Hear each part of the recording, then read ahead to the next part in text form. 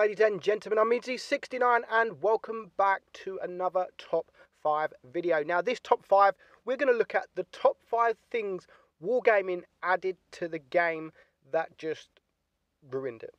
Pretty much the top 5 worst things added to the game, and we're going to get on to number 1 and number 5, sorry. Number 5 is spare parts. Now a lot of you wasn't around when spare parts was introduced to the game. It was annoying. Not only did you have spare parts to unlock all your new equipment, you used to have a few equipment and now you've got the choice of 18. You had timers as well, so you had to collect the spare parts, and when you get enough spare parts to unlock an equipment, you then had to get the timer, which can take a day or even longer. On top of this, they added spare parts to all the missions. They added spare parts to events that you could win.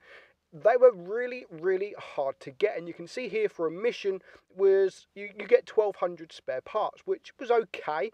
It wasn't a lot, but sometimes you needed hundreds of thousands of spare parts to unlock an equipment. You can see here as well, which from the AFK clan, which I found on Google, you used to be able to get them in game as well. If you win, you get some spare parts, and if you get the ace, etc., you get more. So spare parts was bad. It was bad, but that is coming in at number 5. Number 4 is crates, containers. Yeah, they're bad. They are bad. I mean, they're bringing containers for everything. You can see here avatar containers. Like, no one really cares about avatars, and especially in containers. Fair enough, I think you've got 100% chance of getting an avatar, but they are bringing containers in for everything. Chinukai here, a tier 5 tank in containers. It is rare, yes, it was for sale for £100 not so long ago. Because it's so rare, Wargaming are trying to take advantage of this and putting it in containers. More containers here, and you can see to the left the K91, which is a tier 9 tank, £15. 12 containers for a tier 5 tank, or 10 containers, is a lot more. And not only this, but they're putting OP tanks in containers as well, like the Dracula, the Hellsin, other OP tanks, the WZ-120, etc.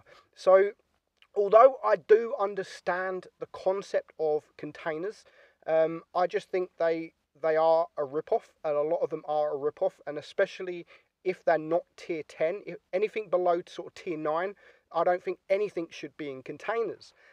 Just sell them outright, and that's where also OP tanks, and this is where it becomes pay to win. And on top of that, next up is, even though these are containers for the T22, that brings me on to number 3, and that is premium tanks. Tier 10 and tier 9 premium tanks. Although I do own them all because they're there, it was bad, and I don't think they ever should have added premium or collectible tanks into tier 9 or tier 10. It just defeats the object of the entire game, where you grind up the tiers to earn yourself a tier 10. Nowadays, people can create an account and get a tier 10 straight away without playing a single battle. And a lot of them are pay to win, like the T22 here.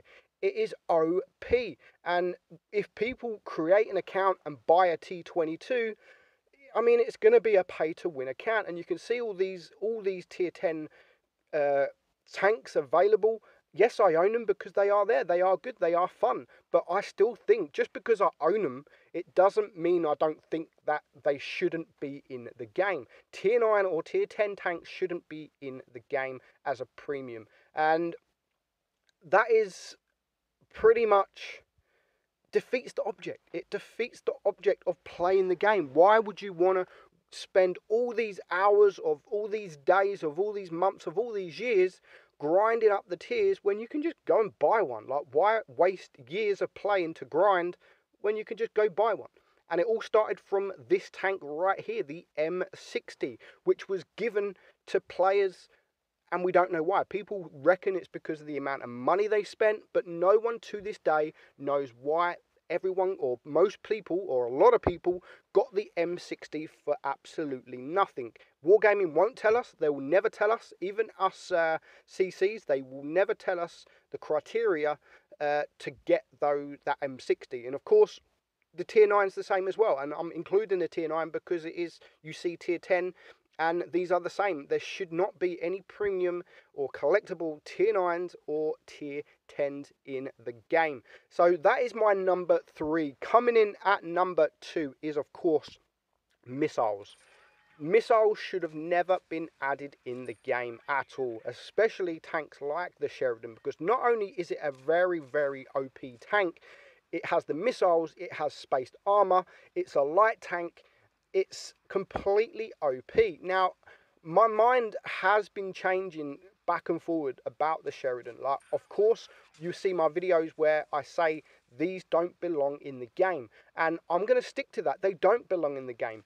At the moment, I don't really find them too much of an issue because you don't see too many. I mean, yes, you're going to have one in a game, probably every game, but not every Sheridan is going to be a bad player, a good player, sorry. Some are going to be really bad that has no idea how to use the missiles. So that's the only reason I put this at number 2 and not number 1, is because yes, they break the game and they are spoiling the game, especially the missiles. The missiles do not belong in a game, and we're watching Fizzy here, and he's just going to show us why these missiles don't belong in the game, and especially the Sheridan there bouncing 640 damage from the side or the rear.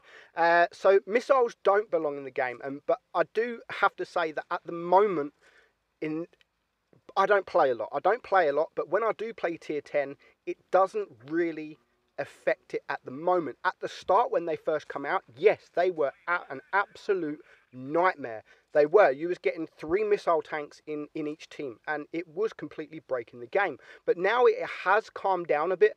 You don't see too many. Maybe 1 on each team, possibly a tier 10 and a tier 9 on a team every now and again. But they still, the concept of the missiles is, if you're able to hide behind a rock and still do damage, then that is unfair and it should not happen. And as you can see lately with all the shit surrounding Rolling Swarm, I couldn't really, I support Rolling Swarm 100%. I'm not going to go into detail because I don't really want to get involved. Rolling Swarm's a great friend of mine, and I have been attacked for things I've said that actually I haven't really said anything. I've only said that in random modes, it's not affecting me as much as it used to. Whereas Rolling Swarm, he does tournaments, and this is completely breaking tournaments. Now, that's what I said.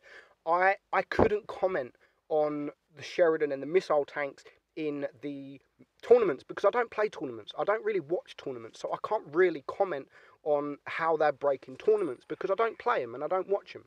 However, I do play ratings. I have played ratings, and these are a freaking nightmare in ratings as well. So that was the whole big storm about Rolling Swarm leaving. He wants the removal of the missile tanks, not the tanks itself, just the missile mechanism. And I'm fully supporting him on that. We've been, all of us CCs have been fighting it since the day that these missiles were released. So they don't belong in the game. They don't. It's unfair. And you're going to see Fizzy here, he's going to win this game because he has missiles. So it's two tanks left on the enemy team, the E4 and an E100. And although both of these tanks, the E4 and the E100, do absolutely amazing, they are very unlucky because Fizzy is in a missile, and he's actually very, very good in the Sheridan. So for now, it's a 3-on-1. It's a 3-on-1. The E100's still got plenty of hit points left, but Fizzy can see the danger, and he has to go and cap base C from the Reds just to stop them getting the cap points, pretty much. But while he's doing that, there goes one of his team, and it's now a 2-on-1. The E100 is still on 2,000 hit points. The E75 is going to be put down to a 1-shot very soon, but Fizzy has now capped the base, and now he can go and attack, and this still could be a loss. And if this tank did not have missiles, this game would have been a loss, and that E100 would have aced his tank because he does a very, very good job. By the time Fizzy gets there, the E100 takes him out, but now he's on a reload. He can get the gun down. Doesn't need a missile just yet. He can pen. So now he can back up, and the E100, all of a sudden, he is in a bad position. not a bad position, but because this is a missile tank, he's in a bad position because he has the higher ground. Fizzy has the higher ground, so he can just do that.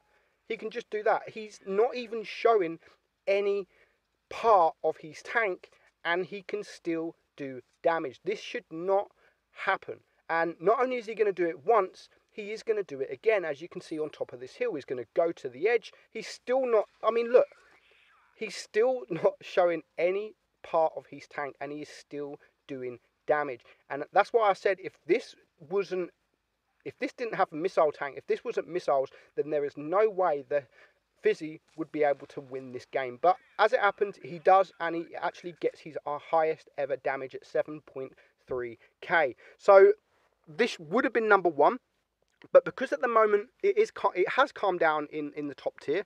It has calmed down an awful lot with the missile tanks. You can see here one on each team. So not always they are good players, but coming in at number one is update 5.5, the removal of all the lower tier tech tree tanks. Now, at first on my video, I did say that this isn't a problem. I mean, why has everyone picked up a fuss about removing some tech tree tanks? Like, I don't play lower tier, so why should I be affected by the removal of all these tech tree tanks? And that is what I stated in my video of the removal tanks. Like, guys, like, why are you picking up a fuss about it? Like, unless you play tier 3, tier 4, then it's not going to be an issue.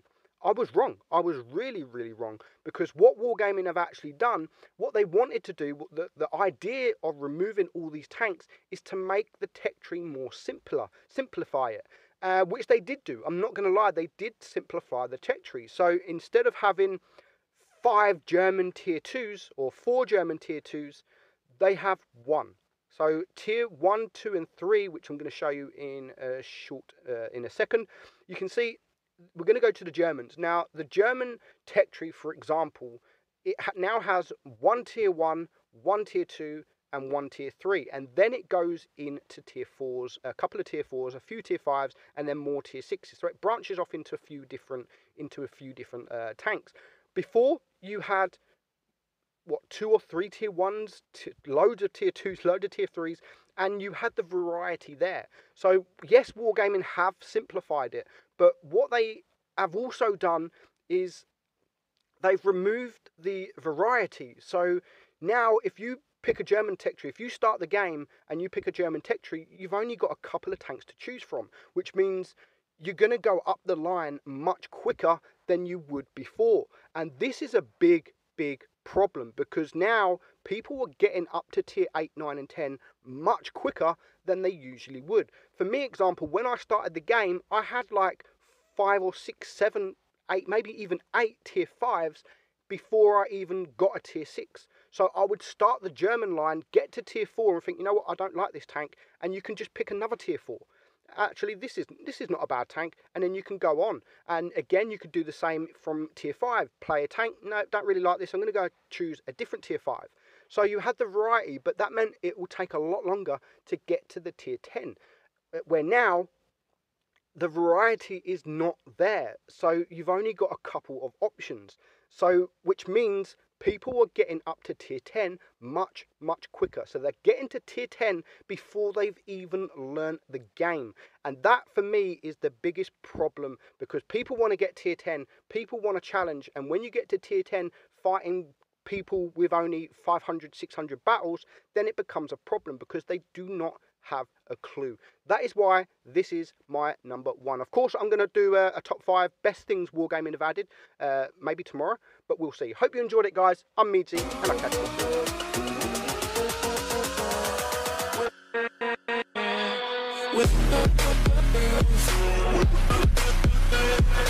soon.